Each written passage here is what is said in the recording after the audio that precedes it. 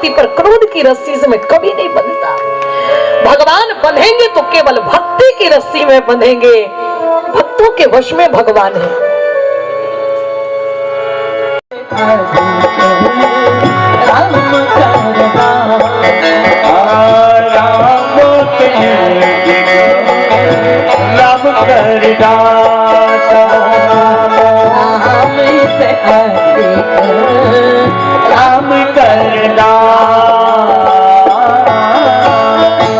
भगवान केवल भक्ति में, भक्ति की पकड़ में ही रहते हैं। भगवान भक्त के वश में है। भगवान मैया यशोदा जी गई, हम नहीं कह रहे, बाबा ने लिखा। श्री महाराज दशरथ जी ने कौशल्या को भेजा। बाबा कहते कौशल्या जब हो रहने कौशल्या जब बोलन जाए, कौशल्या जब बोलन भैया, कौशल्या जब बोलन जाए, ठुमुक ठुमुक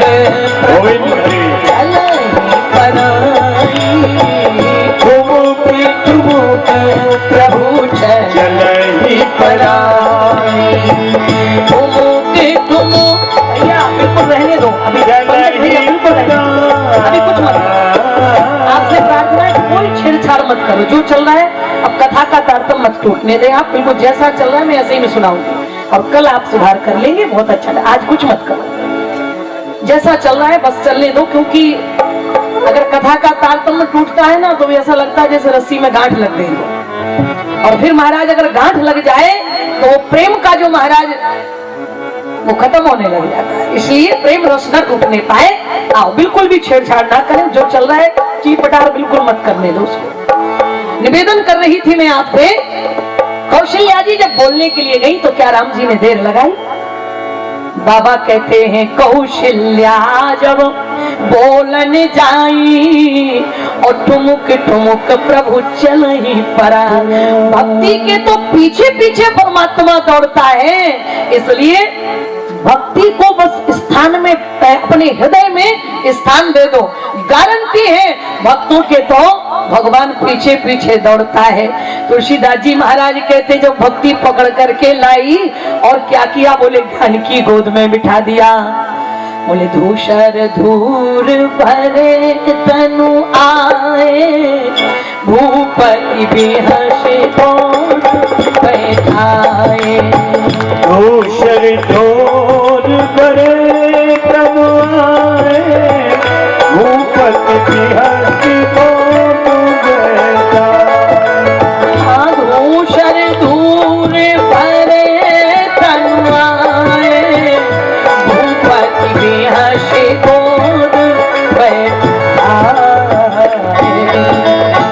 कहते महाराज भूपति बेहस गोद बैठाए। अच्छा कैसे आए राम जी? बस यही बात मैं आपको बताना चाह रही थी कि शंकर जी कैसे बाल लीलाओं में सम्मिलित रहते हैं। तुलसीदास जी महाराज कहते धूसर धूर भरे तनु आए, भगवान धूल धूसरित होकर के आए और दशरथ जी की गोद में बैठ गए। महाराज श्री चक्रवर्ती दशरथ जी ने देखा, कौशल्या से पूछा कौशल्या की बात बताओ का क्या? बोले हमारा जो आंगन है वो मणियों से जटित है। मणियां जड़ी है महाराज, खंभों में, जमीन में रत्न जड़े हैं। और इतने महाराज मणियों और रत्नों के बीच में ये राम के शरीर में धूल कहाँ लग जाती है? पता नहीं ये कहां से धूल लगा करके आ जाता है। लक्ष्मण जी महाराज बोलने में तो एक नंबर है। सभी भाइयों में सबसे ज्यादा यदि तेज बोलने में कोई है तो वो है श्री लक्ष्मण जी महाराज। लक्ष्मण जी ने कहा पिताजी मैं बताऊं भैया के शरीर में धूल कहां से लगती है? बोले हाँ बताओ। लक्ष्मण जी कहते हैं कि पिताजी जब हम चारों भाई बाल लीलाएं करने के लिए, हम जब क्रीड़ा करने के लिए अपने आंगन में जाते हैं तो भैया का एक बाल सखा आता है। हमारे खेल में सम्मिलित होने के लिए जाने कहां से आ जाता है वो बाल सखा, और उसके पूरे शरीर में राख लगी रहती है। पिताजी उसके शरीर में धूल लगी रहती है। और जब भैया यहाँ से अपने उस बाल सखा को देखते हैं और वहां से वो बाल सखा भैया को देखता है, दोनों आपस में खूब लिपड़ लिपड़ कर खूब महाराज एक दूसरे से मिलते हैं। और उसी बाल सखा की भभूति, उसी बाल सखा की धूली भैया श्री राम के शरीर में लग जाती है।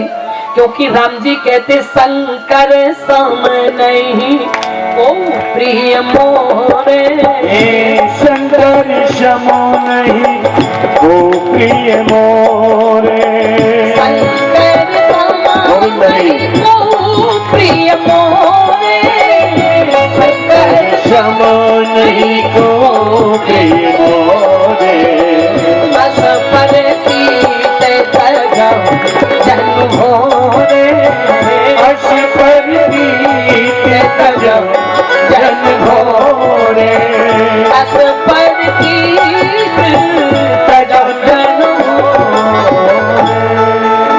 तुलसीदास जी महाराज कहते हैं, भगवान कहते हैं कि शंकर सम नहीं को प्रिय मोरे। इसलिए भगवान भोलेनाथ बराबर कोई ना कोई भगवान से मिलने का उपाय करते रहते हैं। तुलसीदास जी महाराज ने चित्र खींचा और कविता बली, गीता बली, विनय पत्रिका आदि में तुलसीदास जी महाराज ने कुछ कुछ बातें वर्णन की हैं। वर्णन आता है, शंकर जी बोले काम करो कागभूषण जी का क्या, बोले या तो राम जी बाहर निकल आवे और यदि वे बाहर ना निकले तो हम लोग महलों में चले जावे, इसके लिए क्या उपाय करना पड़ेगा। शंकर जी बोले काम करो मदारी बनो, हम मदारी बनते हैं और तुम चेला बनो। कागभूषण जी बोले मदारी तो बन जाओगे पर सामान कहां से आएगा, मदारियों के पास कुछ सामान रहता है। शंकर जी ने कहा पागल हो क्या, मदारियों का सबसे बड़ा जो सामान है डमरू वो अपने पास है ही, झोली हमारे कान्हे पर रहती ही है, दो चार कहीं से महाराज डिब्बे जुगाड़ बना करके ले लो और फिर हम चलते हैं भगवान का दर्शन पाने के लिए। और बंदर कहां से आएगा, शंकर जी बोले बंदर तो अभी 1 मिनट में प्रकट हो जाएगा। और क्या किया शंकर जी ने, तुलसीदास जी महाराज ने लिखा कि जेहि शरीर रति राम सो, बोले जेहि शरीर रति राम सो, सोई आगर ही सुजान, और रुद्र देह तजने बस हरते भय हनुमान। बोलिए हनुमान जी महाराज की। श्री महाराज 11वें रुद्र के रूप में स्वयं भोलेनाथ हनुमान बनकर के यानी बंदर बनकर प्रकट हो गए। क्या शंकर जी बंदर हनुमान है, बोले हाँ। हनुमान चालीसा में तुलसीदास जी महाराज ने लिखा कि शंकर स्वयं केशरी नंदन, शंकर स्वयं केशरी नंदन, शंकर स्वयं केशरी नंदन, शंकर स्वयं केशरी नंदन, तेज प्रताप तेज प्रताप जगवंदन, तेज प्रताप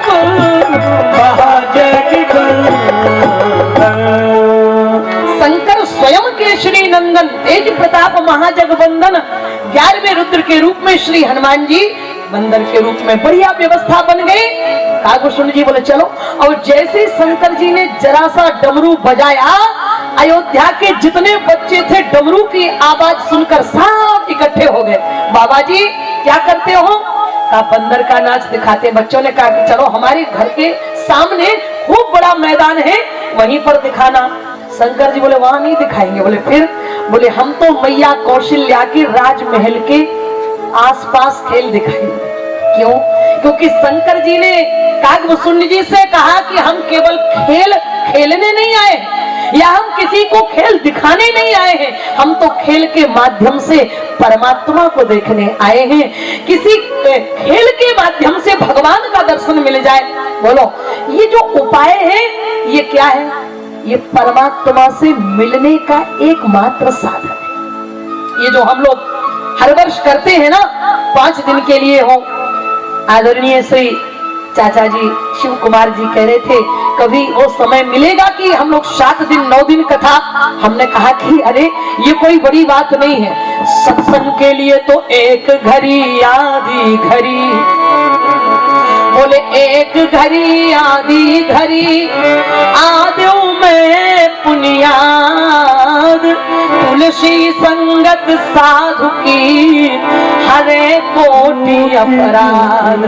सत्संग का तो महाराज एक क्षण, और हमारे विद्वान कहते हैं सत्संग का क्षण और प्रसाद का कण बहुत ही महत्वपूर्ण होता है।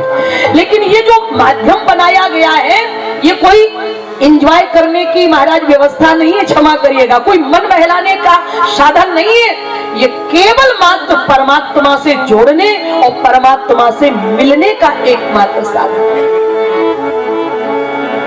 विद्वान गाते हैं, आपने सुना, मैं सुनाऊंगी नहीं, मैं तो कथा सुना रही हूं आपको, लेकिन विद्वान गाते हैं कि मेरे राम जी से मिलने का, मेरे श्याम जी से मिलने का सत्संग बहाना है, मेरे राम जी से मिलने का, मेरे श्याम जी से मिलने का सत्संग बहाना है।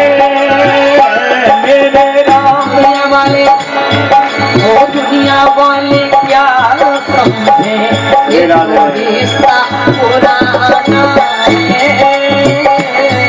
ये दुनिया वाले क्या समझे, ये तो रिश्ता पुराना है। राम जी से मिलने का सत्संग बहाना है,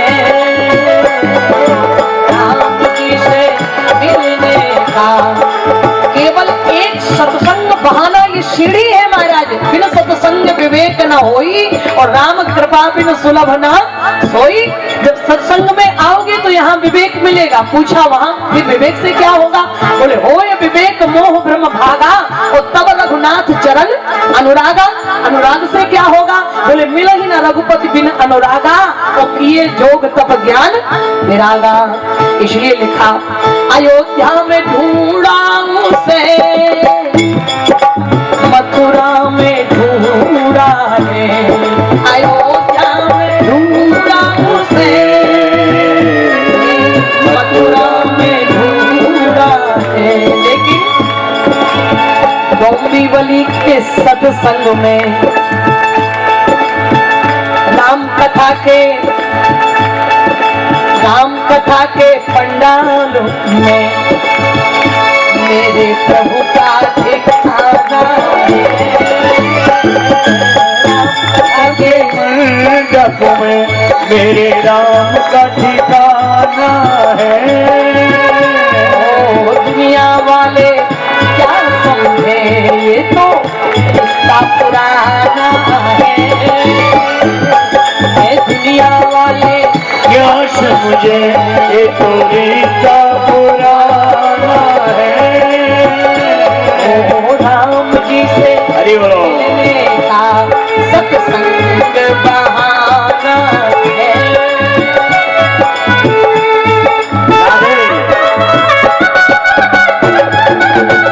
जय राधे गोविंद हरि,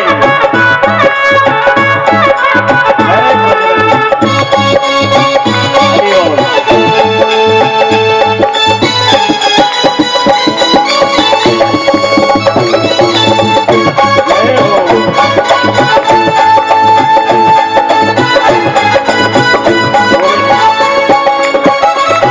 ये दुनिया वाले क्या समझे, ये दुनिया वाले क्या समझे, ये तो रिश्ता पुराना है। राम जी से ये श्याम जी से मिलने का सत्संग बहाना है। राम जी से मिलने बहाना है, केवल रख दिया। और काल विष्णु जी बोले कि भगवान से शंकर जी से खेल शुरू करो। शंकर जी बोले कौन से हमारे बाप दादाओं ने खेल दिखाए हैं, हमें कोई खेल आता है क्या। तो कागभूषण जी बोले फिर काय के लिए मदारी बन के आए जब तुम्हें खेल आता ही नहीं है? शंकर जी बोले भैया हमें पता है कि जब मदारी खेल दिखाने के लिए आता है ना तो खेल बाद में दिखाता, पहले डमरू बजाता है। तो अगर डमरू बजाने में ही भगवान बाहर आ गए महलों के तो खेल दिखाने की जरूरत ही नहीं पड़ेगी। शंकर जी बोले अपना काम बन जाएगा और जब भगवान मिल जाए तो अपना जीवन धन्य होने में देरी नहीं लगेगी। तो बोले एक काम करो, हम डमरू बजा रहे, कागभूषण जी से कहा तुम गाना गाओ। कागभूषण जी ने कहा हम वो गाना क्यों भाई, क्या बात है? कागभूषण जी ने कहा कि महाराज अगर हमने गाना शुरू कर दिया तो जितने जे बच्चे बैठे जे भग जाएंगे। शंकर जी ने कहा क्यों भगेंगे? क्योंकि कौवा की बोली किसी को अच्छी नहीं लगती। कौवा का को लेते हैं, बोले कौवा का को लेते हैं, कोयल का को देत, बोले मीठे वचन सुनाए के जग बस में करे। कौवा का गाना कभी नहीं सुना होगा आपने, कौवा नहीं गाता, कोयल की वाणी अच्छी लगती है। हाँ, अगर कोयल की कहीं से भी कूक सुनाई दे तो लोगों के मन में आकर्षण, महाराज तुरंत कहाँ बैठी है वो कोयल। कोयल की मीठी वाणी सबको पसंद है, पर कौवा काव काव अगर करता होगा ना तो हम लोग मार देंगे, भागो यहाँ से, क्या सुर मचा रखा है। शंकर जी बोले नहीं कागभूषण जी, मैं दुनिया के कौवों की बात नहीं करता, लेकिन रामचरितमानस का और जो कौवा मेरे साथ है वो तो इतना मधुर गाता है कि महाराज हंस भी और कोयल भी उस गाने को सुनने के लिए आ जाते हैं। कागभूषण जी ने कहा कहीं गाया है क्या? बोले हाँ, तुलसीदास जी महाराज ने लिखा कि कर पूजा समय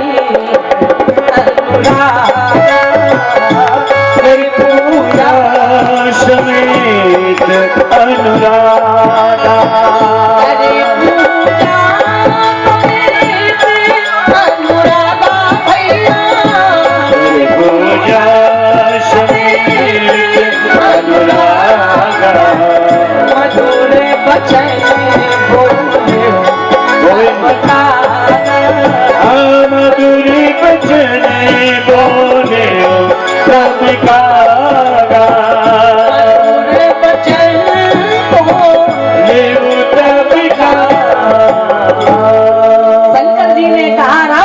मानस का कौवा राम कथा गाने वाला भले कौवा क्यों ना हो, हमारे यहाँ उसकी भी वाणी मीठी हो जाती है।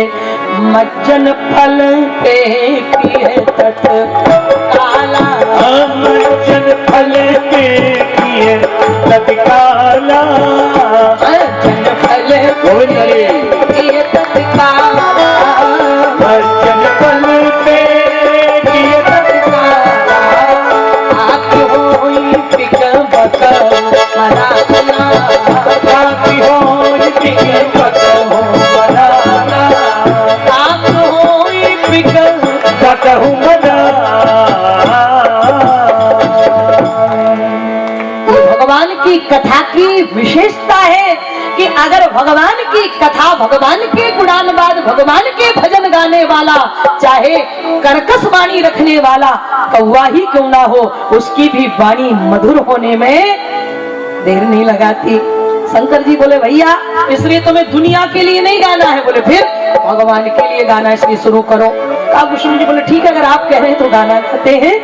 शंकर जी ने डमरू बजाया और जब शंकर जी डमरू बजाने लगे कागभूषण जी गाने लगे।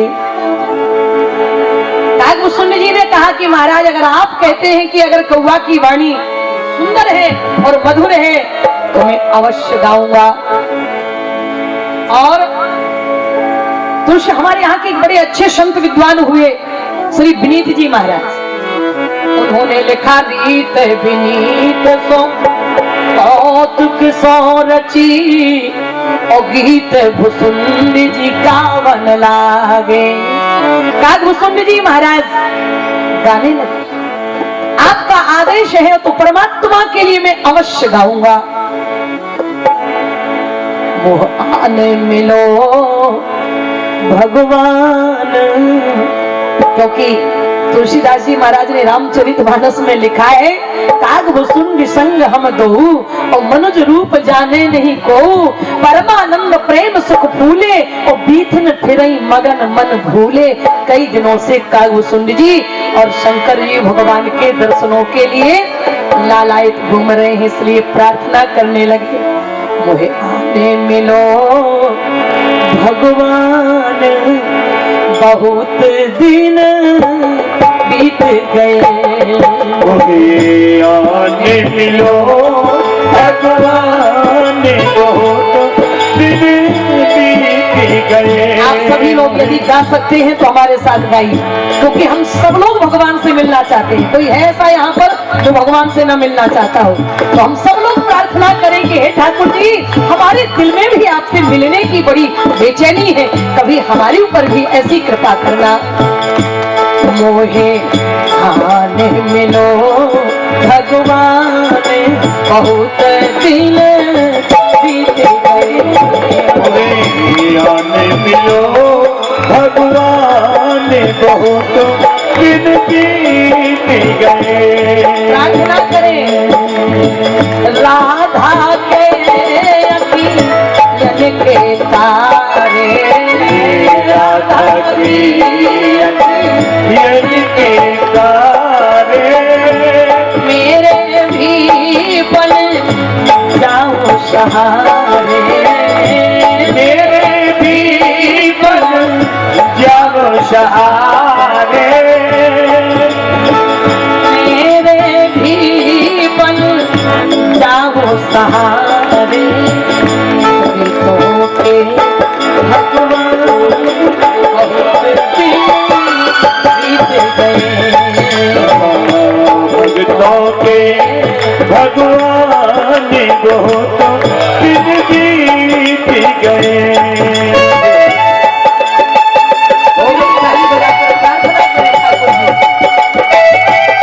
हमारे माइक वाले भैया के लिए बहुत अच्छा बना दिया, बहुत फायदे है।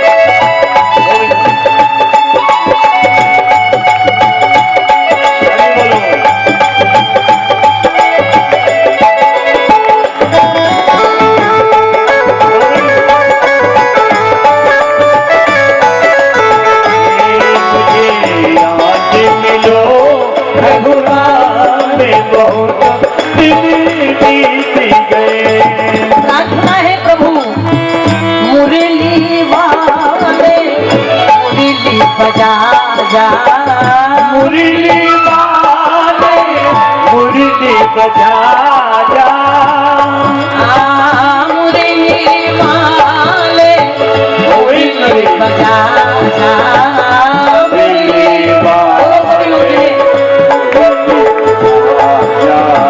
सोए हुए मेरे भाग्य जगा जा, सोए हुए मेरे भाग्य जगा जा, आके घनश्याम बहुत दिन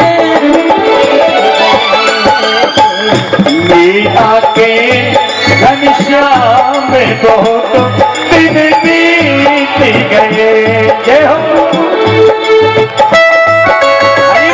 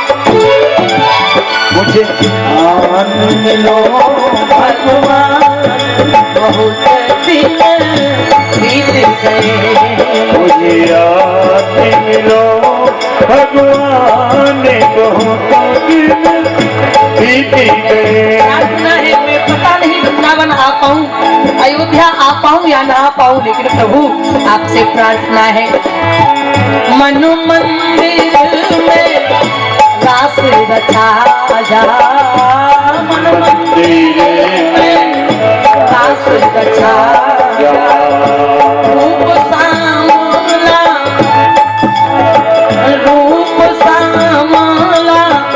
तरस दिखा जा, रूप सामला तरस दिखा जा, मेरे जीवन की हो गई शाम, मेरी जीवन की हो गई शाम, बहुत दिन बीत गए, जीवन की हो गई शाम, बहुत दिन बीत गए, मुझे आने मिलो भगवान, बहुत दिन बीत गए, बहुत दिन बीत गए, बहुत दिन आज भुसुंडी जी ने जब भुसुंडी जी गावन लागे, बोले झांक झरोखन में डमरू पति पार्वती के बजावन लागे। शंकर जी ऐसे झरोखों में झांक रहे हैं और ऐसे वहीं की तरफ और ज्यादा आवाज के भगवान के कान में डमरू की आवाज पड़े और भी बाहर आने के लिए जिद करे, तो सेवक रामलला को लेकर चारों भाइयों को लेकर के बंदर का नाच दिखाने, बच्चों को जो है बंदर का नाच बड़ा प्रिय लगता है। और जब शंकर जी ने डमरू बजाना प्रारंभ किया तो विद्वानों ने कहा चौक परे पलना में प्रभु प्रहरी प्रतिशोध को धावन लागे। जब शंकर जी के डमरू की आवाज राम जी के कान में पड़ी महलों में, अभी अभी मैया ने काजल टीका लगा करके अभी नहला करके अभी रामलला को सुलाया है और राम जी नींद में थे और कान में आवाज पड़ी, ओहो सुनाई दिया ये तो भोले बाबा का डमरू बज रहा है, अच्छा बाबा आ गए हैं मेरा दर्शन पाने के लिए। अब राम जी ने विचार किया क्या बाहर जाके, अरे बाबा कैलाश छोड़ करके, यही तो मेरे भगवान की भक्त वत्सलता है, यही तो मेरे भगवान की करुणा है। वे कहते जो तू आवे एक पग, भगवान कहते जो तू आवे एक पग मैं आऊं पग 60, और जो तू सूखी काठ है तो मैं लोहे की लाल। भगवान के लिए बेचैन होकर के तो देखो भगवान कैसी करुणा बरसाता है। भगवान बोले अब वहां क्या दर्शन, अब बाबा को साथ सम्मान महलों में बुलाया जाए। सो राम जी ने एक लीला रची, बाबा यदि तुम मेरा दर्शन पाने के लिए इतना बड़ा नाटक बनाकर आए हो, हम भी कोई नाटक बनाएंगे। राम जी ने क्या किया, जोर जोर से महाराज चिल्लाना चीखना शुरू किया। अभी नन्हे से राम है, छोटे से राम, बाल लीलाएं चल रही। मैया कौशल्या के कान में पड़ी मेरा रामलला रोता है, क्या बात है क्यों जाग गया। कौशल्या जी दौड़ कर आई, रामलला को गोद में उठा लिया, मोटे मोटे आंसू आंखों में बह रहे। कौशल्या जी ने कहा लाला क्या बात है। राम जी ने इशारा किया कि खिड़की की तरफ कि जो बाबा डमरू बजा रहे हैं ना, मुझे उससे मिलना है। महारानी कौशल्या जी ऐसे झांकी और झांक करके देखा तो कोई मदारी डमरू बजा रहा था और उसका जो महाराज जमुड़ा था वो महाराज वहां खेल दिखा रहा था, गाना गा रहा था। कुछ बच्चे दर्शक बन करके खड़े थे। सो महारानी कौशल्या जी ने देखा राम बार बार खिड़की की तरफ इशारा कर रहे थे, बोले नहीं बस रोए जा रहे, ऐसे इशारा किया कि मुझे उस बाबा से मिलना है। और महारानी कौशल्या जी ने जब झांक करके देखा तो इशारा उल्टा समझ गई। महारानी कौशल्या जी समझी कि रामलला कह रहे हैं कि मैया मैं तो चैन से सो रहा था पर इस बाबा ने ऐसा डमरू बजाया कि इसकी आवाज सुन करके मेरी नींद खुल गई। और बच्चा अगर आधी नींद में जग जाए तो रोते हैं कि नहीं रोते। अब महारानी कौशल्या जी राम जी का इशारा गलत समझने लगी। महारानी कौशल्या डांटने, सेवकों से कहा जाओ भगाओ इनको, ये कौन आ गया, किसी हरे गहरे नथु खैरे का मकान समझ रखा है, कैसे आगे बिना दे, हटाओ इनको यहाँ से। सेवक महाराज बड़े बड़े डंडे लेकर के भागे। राम जी ने माथा पकड़ा, हे भगवान ये क्या होगा, क्योंकि कभी कभी इशारे कभी कभी गलत हो जाते हैं। हमारे बुंदेलखंड की बड़ी प्रसिद्ध घटना है, मैं बता दूं आपको। हमारे यहाँ एक गांव का लड़का, उसकी ससुराल जैसे मान लो जौनपुर के आसपास कहीं महाराजगंज में उसका गांव था, और जौनपुर में ससुराल पास ही। तो एक दिन जौनपुर कुछ सामान खरीदने के लिए गया और वही उसकी ससुराल, और अभी शादी हुई थी नई नई, और महाराज उसके गांव जाने वाली जो बस थी वो छूट गई। अब भगवान जाने छूट गई या उसने जानबूझकर छोड़ दी, जो भी बात रही हो, पर महाराज अब जब बस निकल गई तो क्या करता, चला गया ससुराल। और जैसे ही ससुराल गया तो विवाह के बाद अभी अभी दामाद आए थे, तो बड़ा स्वागत हुआ ससुराल में। अरे दामाद जी आ गए, दामाद जी आ गए, स्वागत सम्मान खूब महाराज। और जब सम्मान हुआ दामाद जी का, चाय नाश्ता जो भी था, पर दामाद जी एक नंबर के किसान, मतलब खेती बाड़ी करने वाले। अब उन्हें बड़ी जोर की भूख, दिन भर बाजार में घूमते रहे, तो खूब भूख लगी। अच्छा, किसान कड़ी मेहनत करता है पर अपने लिए वो बड़ा कंजूस होता है। महाराज किसान खून पसीना बहा करके हम और आपके लिए अन्न पैदा करता है, पर अपने शरीर में ढंग से कपड़े भी धारण नहीं करता। कभी महाराज बाजार में भूख भी लगे, महाराज इतना गल्ला लेकर के जाता है, लेकिन मजाल है कि किसान किसी दुकान पे जाकर के महाराज चाय भी पिए, घर से पराठा खाके महाराज रोटी भुजिया खाके चला जाए, दाल चावल खाके, और फिर लौट कर घर पे भोजन करता है। तो उनको भूख लगी थी पर ससुराल थी, अब क्या करते। अब जब दामाद जी आए तो 2-4 व्यंजन तो बनेंगे ना, 1-2 सब्जी। महाराज उन्होंने कहा पहली बार दामाद आए हैं, सो खीर पूड़ी, क्योंकि जब दामाद आते हैं तो भाई कढ़ाई तो चढ़ती है ना, सो खूब तैयारियां, 2-4 सब्जी। और अब दामाद आए तो छोटी छोटी पूड़ी, बड़ी बड़ी तो बना नहीं सकते थे, छोटी छोटी पूड़ी। अब उनकी पत्नी ने स्वयं तैयारी करी, और ऐसी जगह, पहले एक मर्यादा थी हमारे यहाँ, अब तो हम लोग काफी आगे निकल गए, लेकिन एक जमाना था कि जब हमारे मायके में यदि हमारा पति आता था तो बेटी घर से बाहर नहीं निकलती थी, अपने माँ, अपने पिता, अपने बड़ों चाचा आदि के सामने अपने पति से बात नहीं करती थी, मिलती नहीं थी। कभी कभी कहीं झरोखों से अगर देखने को मिल गया, इतना ही काफी है। तो वो बड़ी चतुर थी, उसने आंगन में ऐसी जगह थाली माने आसन लगाया कि जहां रसोई घर से एक झलक कम से कम पति की मिल जाए। तो उसने ऐसी जगह आसन डलवाया और उसकी छोटी बहन थाली लेकर के, और उसने ही छोटी छोटी पूड़ियां बनाकर सुंदर थाली सजाकर, और जैसे ही थाली पहुंची तो इनको तो दिन भर की भूख लगी थी, और ठहरे किसान, और जैसी छोटी पूड़ी देखी सो एक ही उठाई हो, एक ही बार सब्जी में पूरी तोड़ी नहीं। और महाराज सो बहन को हंसी आ गई कि जो साली थी, और वो हंसकर रसोई घर में गई और बोली, जीजी लगता है जीजा जी तो कई दिनों के भूखे एक एक पूड़ी खा रहे। अब पत्नी सब बर्दाश्त कर सकती, पर अपने पति का अपमान बर्दाश्त नहीं होता पत्नी से। वो चाहती कि हमारे पति का हमेशा सम्मान हो, किसी भी प्रकार से कोई हमारे पति के लिए उंगली ना उठा पाए। तो देवियों की आदत होती, जब बोल नहीं पाएंगी, सामने जा नहीं पाएंगी, सब परिवार वाले बैठे हैं, तो इनका स्वभाव होता कि जैसे मान लो अगर घर में मेहमान आ गए, दूध नहीं है तो ये खांसेंगे बिना खांसी के, कि तुम इशारा समझ जाओ कि अंदर से बुलवा हुआ है, नहीं तो फिर तवा चमीटा कुछ ना कुछ पटकेंगी कि कुछ इशारा। तो हम लोग बड़े होशियार होते, समझ जाते कि अंदर से कुछ आवाजें आ रही, इसका मतलब है कि हमें बुलाया जा रहा है। तो समझदार तो समझ लेते, ना समझने वाले तो बिल्कुल नहीं समझते। तो उसने खांसना शुरू किया, चूल्हे के पास बैठी पूड़ी बना रही थी, सेक रही थी, और खांसना शुरू किया।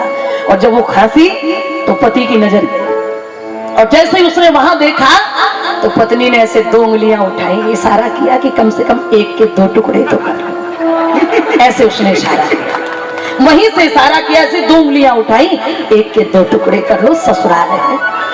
लेकिन पति वो ठहरे एक नंबर के किसान, गांव के रहने वाले। पति ने सोचा कि मेरी देवी जी कह रही कि हम बना रहे हैं, तुम चिंता क्यों कर रहे, जब इतनी भूख लगी तो 2-2 खाओ।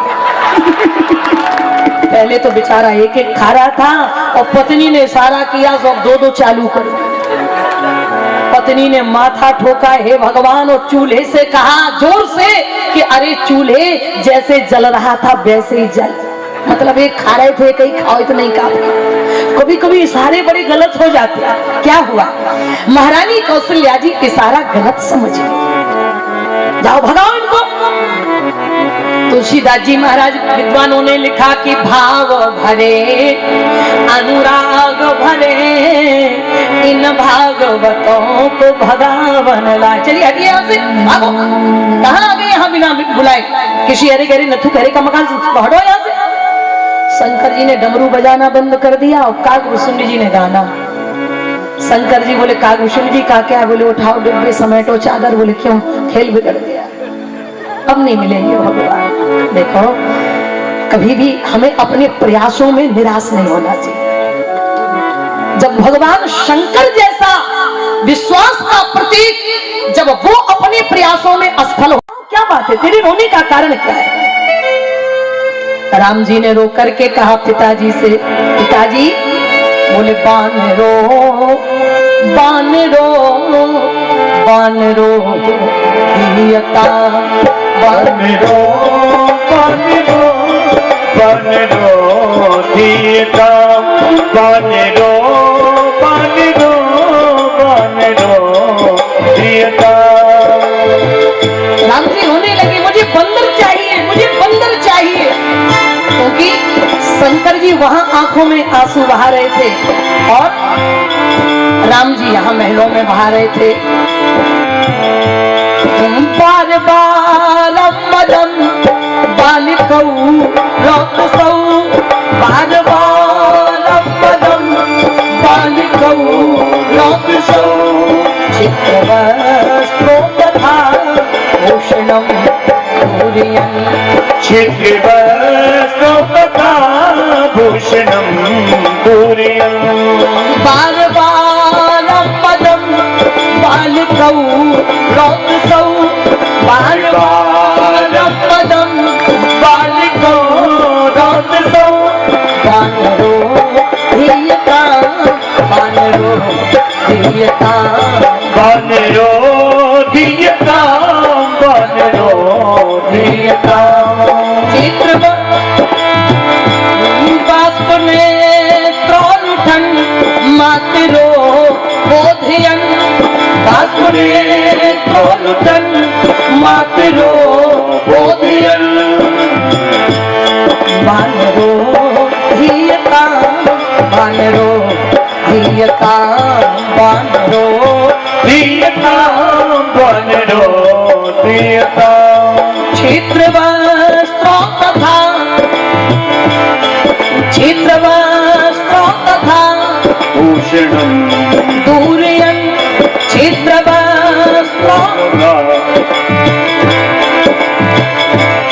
बानरो दियता बानरो दियता बानरो दियता बानरो दियता। राम जी ने रो करके पिताजी से कहा कि पिताजी बंदर चाहिए मुझे बंदर चाहिए। आपको पता है बालहट, राजहट, त्रियाहट, साधुहट ये हमारे यहाँ बड़ी प्रसिद्ध है।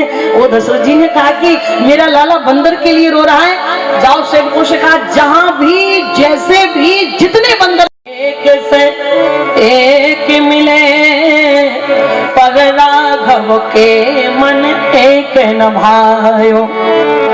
बोले लई है कपीवा कंचन वर्ण जो लाए मदारी ने द्वार नचायो।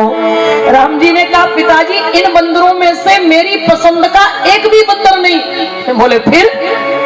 बोले कंचन वर्ण जो अभी महाराज श्री हनुमान जी महाराज का शरीर कैसा है? अतुलित बल धामम हेम शैलाभदे हम धनुज बन कृशानम ज्ञानी नामा ग्रगण्यम। वे महाराज स्वर्णमय है। राम जी ने कहा अभी अभी जो कनक जैसा चमकने वाला, सोने जैसा चमकने वाला जो बंदर अभी नाच दिखा रहा था ना, मुझे वो बंदर चाहिए। बोले रोवे झिझके, खूब रोए राम जी आंखें मलमल के। बोले रोवे झिझके पटके अपने पग अंजन नैन कपोलन छायो। हम तो नहीं है कपीवा कंचन वर्ण जो लाए मदारिन द्वार नचा। बोले भाव भयो तो वही रघुनाथ को जवनी को लला अंजनी को बुला। दशरथ जी ने कहा जाओ भैया देखो। सेवक दौड़ करके गए, यथपुत्र महाराज खोज होने लगी उस बंदर की। और जब खोजने के लिए गए तो देखा कि सरयू के तट पर शंकर जी और कागभूषुंडी जी बैठे और बंदर हेम शैलाभदे हम, बस आंखों में आंसू बह रहे थे। मिले जाओ राम तरस रही अखियां, मिले जाओ राम तरस रही अखियां, मिल जाओ राम तरस रही अखियां, मिल जाओ राम। पावन है तू पतित पावन को, पावन है तो पतित पावन को, सावन जैसी बरस रही अखियां, मिल जाओ राम बरसी रही अखियां, मिल जाओ राम बरस रही अखियां, मिल जाओ राम। पावन है तू पतित पावन को, पावन है तू पतित पावन को, सावन जैसी बरसी रही अखियां, मिल जाओ राम बरसी रही अखियां, मिल जाओ राम तरस रही अखियां, मिल जाओ बस आंखों में आंसू बहाए जा रहे थे शंकर जी। ठाकुर जी एक बार तो मिल जाते, एक बार तो कम से कम दरस परस हो जाता। कबीरदास जी से किसी ने पूछा कि भगवान से मिलने का कोई उपाय? कबीरदास जी बोले है तो। कहा क्या है? बोले कबीरा हंसना छोड़ दे, कबीरा हंसना छोड़ दे, रोने से कर प्रीत। बोले बिन रोए कत पाइया, प्रेम प्यारा मीत, प्रेम प्यारा मीत। कबीरदास जी बोले अगर भगवान से मिलना है तो रोना शुरू कर दो भगवान के लिए। शंकर जी रोए तो भगवान रो रहे। सेवकों ने जाकर के निवेदन किया, महाराज गजब कर दिया। बोले क्यों?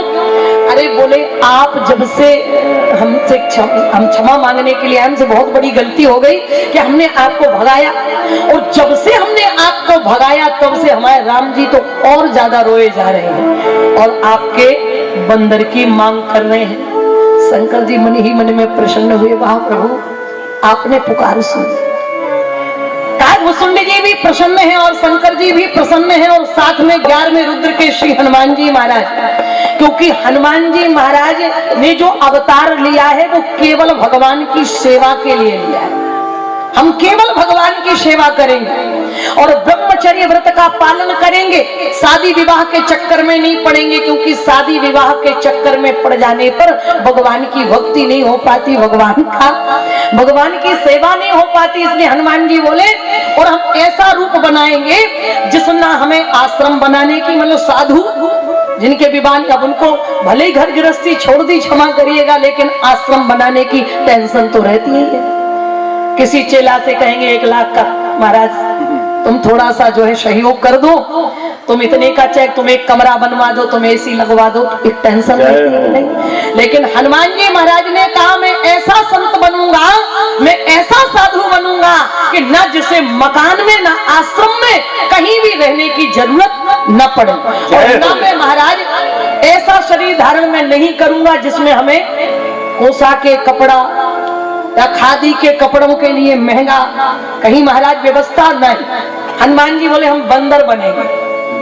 बंदर को ना मकान की जरूरत, बंदर को मकान की जरूरत पड़ती है क्या? दूसरों का महाराज बना बनाया मिटा देता है। हमने तो कई जगह देखा जहां पर कच्चे मकान, हमने देखा कि उनका खपरेल मकान टूट गया। हमने कहा कि कैसे टूट गया? बोले बहन जी यहाँ बंदर बहुत है, सब महाराज पूरा उथल पुथल कर जाते हैं। एक बार तो बता रहे थे कि चिड़िया ने अपना घोंसला बना लिया और बड़े गर्व के साथ अपने घोंसले में बैठी थी, और पानी बरसने लगा तो बंदर आया और उसी डाल पर आकर के बैठ गया। तो चिड़िया अपने मकान में बैठ करके उसको प्रवचन सुनाने लगी, उपदेश देने लगी कि तुम जैसा मूर्ख आदमी नहीं देखा। बंदर ने कहा क्यों? अरे बोले बरसात आ रही थी तो कम से कम अपने लिए मकान बना लेते। बंदर ने कहा तुम्हें कोई दिक्कत? अरे बोले दिक्कत क्या है, देखो हमने पहले ही बना लिया तो हम अपने मकान में बैठे और तुम बारिश में भीग रहे हो। बंदर ने कहा बड़ा घमंड हो गया मकान बनाने का। उसने तुरंत ही महाराज घोंसला उठाया और तोड़ ताड़ के फेंक दिया। बोले लो बन गया तुम्हारा मकान। तो बंदर तो ऐसा है कि खुद भी मकान नहीं बनाता और किसी को घमंड हो जाए तो उसका तोड़ फोड़ के फेंक देगा महाराज। हनुमान जी महाराज को न मकान चाहिए और ना ही कपड़ा चाहिए। कपड़ा तो महाराज दूसरों का देख ले तो फाड़ के ही फेंक दे। और भगवान महाराज हनुमान जी को बंदर को भोजन चाहिए। क्या व्यवस्था है कि हम नहीं आज मटर पनीर ही खाएंगे, आज पुलाव खाएंगे, आज हम रसमलाई खाएंगे? नहीं जी। आपको पता है जब महारानी सीता के पास हनुमान जी गए अशोक वाटिका में, माँ मुझे बड़ी जोर की भूख लगी है, फल अच्छे अच्छे लगे तोड़ के खा लूं। सीता जी ने कहा ना लाला ये फल मत खाना, इन फलों पर रखवाले बैठे हैं, अगर तू खाएगा तो ये निशाचर तुझे मारेंगे और मेरे सामने मेरे बेटे को कोई पीटे ये मुझसे बर्दाश्त नहीं होगा। माँ मुझे बड़ी जोर की भूख लगी। महारानी सीता जी ने कहा मेरा कोई जेवर ले जा और जाकर के बाजार में बेचकर फल खरीद के खा ले। हनुमान जी ने कहा कि माताजी हमारी बिरादरी में फल खरीद के नहीं खाए जाते, अगर हमने फल खरीद के खाए तो हमें बिरादरी से अलग कर दिया जाएगा। तो भैया ना तो बंदर को मकान की जरूरत है, ना कपड़े की जरूरत है और ना ही अच्छा हम लोग केवल तीन ही के लिए परेशान है कि नहीं है? बोलो हम लोग केवल तीन ही के लिए परेशान हैं, रोटी कपड़ा और मकान मांग रहा है हिंदुस्तान। हमारी केवल हनुमान जी बोले हम ऐसा रूप धारण करेंगे कि हमें इन तीनों की टेंशन बिल्कुल ना हो, हम फ्री होकर भगवान का भजन करें और फ्री होकर भगवान की सेवा करें। इसलिए हनुमान जी ने ये रूप धारण किया। और कब किया? 1 मिनट की बात सुना दूं आपको और फिर सीधे समय की अपनी परिधियां हो रही हैं, विश्राम की ओर ले चल रहे हैं हम। वर्णन आता है कि क्यों भाई क्यों रुद्रदेह तजने बस हरते भय हनुमान। ऐसा वर्णन आता है कि जब समुद्र मंथन हुआ तो निकलना तो अमृत था लेकिन अमृत नहीं निकला, जहर निकल गया। और जब जहर निकला तो भगवान शंकर को पिला दिया गया, सबको पता है कहानी। और बाद में जब अमृत निकला तो सब देवताओं को पिला दिया भगवान ने, वो भी मोहिनी रूप धारण करके। एक सुंदर महाराज मोहिनी रूप धारण करके देवताओं को।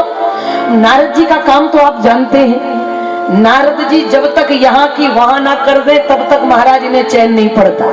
इसलिए हमारी बिरादरी में मंथरा और आपकी बिरादरी में नारद फेमस। अगर जो यहाँ की वहां करे तो लोग बात कहते बहन जी बच के रहना, 1 नंबर का नारद है जी। और हमारी बिरादरी में बहन जी बच के रहना 1 नंबर की मंथरा है, यहाँ की वहां करना। तो वही अपने यहाँ की व्यवस्थाएं। नारद जी पहुंच गए एक दिन शंकर जी के पास, चर्चा होने लगी। और बताइए नारद जी क्या हालचाल है? बहुत बढ़िया है। क्या आपको मालूम है? शंकर जी से नारद जी ने प्रारंभ की कथा का। क्या बोले? जब भगवान ने मोहिनी रूप धारण किया, इतना सुंदर रूप, इतना सुंदर रूप कि देवता तो मंत्र मुग्ध हो गए महाराज। और स्वयं भगवान विष्णु ने मोहिनी रूप बना करके उतने प्यार से, इतने मुस्कुराते हुए और महाराज इतने प्रेम के साथ अमृत पिलाया, वर्णन नहीं किया जा सकता। शंकर जी बोले अच्छा? बोले हाँ। नारद जी बोले बस एक ही बात का दुख है हमें अपने मन में। शंकर जी ने कहा क्या? बोले हमें इस बात का दुख है कि एक तो भगवान ने तुम्हें जहर पिलाया, अरे उन देवताओं ने कुछ नहीं किया तो उन्हें मोहिनी का रूप महाराज बना करके और इतने प्यार से अमृत पिलाया अपने हाथों से, और आपको जहर पिलाया। अरे एक कम से कम रूप धारण करके वो सुंदर सा रूप बनाकर आपको जहर पिला देते चलो तो भी चल जाता, पर आपको वो रूप भगवान ने नहीं दिखाया। हमने तो देखा भाई ऐसा सुंदर सा आनंद। अरे दैत्य भी महाराज पागल दीवाने हो गए, भूल गए कि हमें भी अमृत पीना है, और ऐसी आग लगा के नारद जी 9-2-11। शंकर जी ने कहा ऐसा रूप? अब शंकर जी महाराज वो रूप के बारे में सोचने लगे और भगवान को स्मरण किया। भगवान प्रकट हो गए। बोलो भोलेनाथ क्या बात है? बोले प्रभु एक शिकायत है आपसे। कहा क्या? बोले आपने जब जहर निकला तो हमें ऐसे ही पिला दिया, और जब अमृत निकला तो तुमने देवताओं के लिए इतना सुंदर रूप धारण किया, पता लगा मोहिनी का रूप बनाया, सब मंत्रमुग्ध हो गए आपके स्वरूप का दर्शन। अरे हमें भी वो दर्शन मिल जाता। भगवान बोले तुम ठहरे बाबा बैरागी, तुम्हें ये मोहिनी मोहिनी के रूप के चक्कर में नहीं पड़ना चाहिए, क्या लेगा? अरे बोले महाराज हम कोई ऐसे वैसे बाबा थोड़ी ना, हम गृहस्थ बाबा हैं, अगर हम भी देख लेते तो क्या बिगड़ जाता, कम से कम एक बार थोड़ा सा दर्शन हो जाता। ठीक है, भगवान ने कहा देख लो, चुटकी बजाई भगवान ने और माया का विस्तार कर दिया। अब विस्तार क्या हुआ, भगवान स्वयं मोहिनी रूप बना करके और वहीं पर क्रीड़ा करने लगे, कंदुक क्रीड़ा। ऐसा श्रीमद् भागवत में वर्णन आता है, बड़ा विस्तार का प्रसंग है, हमारे बाल भगवान ने पढ़ा होगा, मैं आपको बता दूं। महाराज क्रीड़ा करने लगे भगवान युवती बनकर, और जिस समय कंदुक क्रीड़ा वो युवती करती हुई यानी गेंद को उछालते हुए कैलाश पर्वत पर भ्रमण करती हुई दिखाई दी और शंकर जी की दृष्टि पड़ी, अरे, और केवल उस स्त्री का, उस युवती का पृष्ठभाग दिखाई दे रहा है, पृष्ठभाग। शंकर जी ने देखा कि जब पृष्ठभाग इतना सुंदर है, मुखमंडल कितना सुंदर होगा।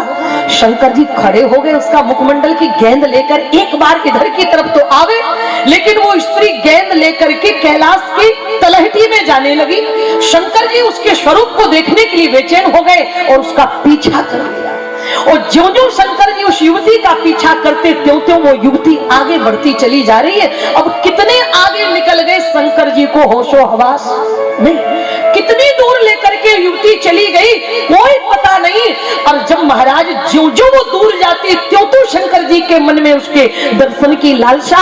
श्रीमद् भागवत में मर्यादाएं हैं अपने महाराज शास्त्रों की। शंकर जी ने जैसे ही उस युवती का हाथ पकड़ा और हाथ पकड़ते ही वो स्वयं भगवान विष्णु के रूप में प्रकट हो गए। शंकर जी ने जैसे ही देखा प्रभु गजब कर दिया, पीछे मुड़ करके देखा तो कैलाश तो कोसों दूर छूट गया था, कोसों दूर। शंकर जी ने कहा कि प्रभु ये आपने कौन सी लीला कर दी, आपको मालूम नहीं है? मैं आपके स्वरूप को देखने के लिए भूल गया कि मैं कितना दूर तुम्हारे पीछे पीछे चला आया, और जब लोग बागों ने देखा होगा तो मेरी तो वैसे भी बदनामी है पूरी दुनिया में कि मैं भांग के नशे में डूबा रहता हूँ। महाराज ऐसे ऐसे गाने बनाए कि पार्वती जी कह रही है कि मैं तुम्हें छोड़कर चली जाऊंगी, भांग नहीं पीसूंगी और ये नहीं करूंगी, तो मुझे तो लोगों ने वैसे ही बदनाम कर रखा है। और निश्चित दुनिया वालों ने यही सोचा होगा कि बाबा ने भांग ज्यादा पी ली, नशा बढ़ गया, इसलिए किसी युवती के पीछे भाग रहा। आपने तो हमें मुख दिखाने के लायक नहीं रखा। भगवान बोले तुम्हारा ही मन था कि हम दर्शन तो हमने दिखा दिया मोहिनी का रूप।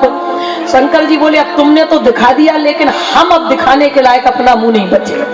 और शंकर जी ने वही एक बट का वृक्ष देखा और उसी की खोल में समाधि लगा करके भगवान के भजन में डूब गए। बोले मुझे लौट के ही नहीं जाना, नहीं तो दुनिया वाले यही कहेंगे ये वही बाबा था, एक युवती के पीछे भाग रहा था नशे में। और कहीं अगर पार्वती को खबर लग गई तो फिर हमारी खैर होने वाली नहीं। शंकर जी ने समाधि लगा ली। अब नारद जी को तो कोई कथा प्रकट करनी है ना, इसलिए नारद जी पार्वती जी के पास गए। माता जी अकेली, बाबा कहाँ है? और सब किया धरा इन्हीं का था, कहाँ है बाबा? पार्वती जी बोली नारद बाबा का तो कई महीनों से अता पता नहीं। अरे कई वर्ष माने कई महीने? अरे कई महीने नहीं, मुझे तो लगता कि वर्ष बीत गए, बाबा का आता ही पता नहीं।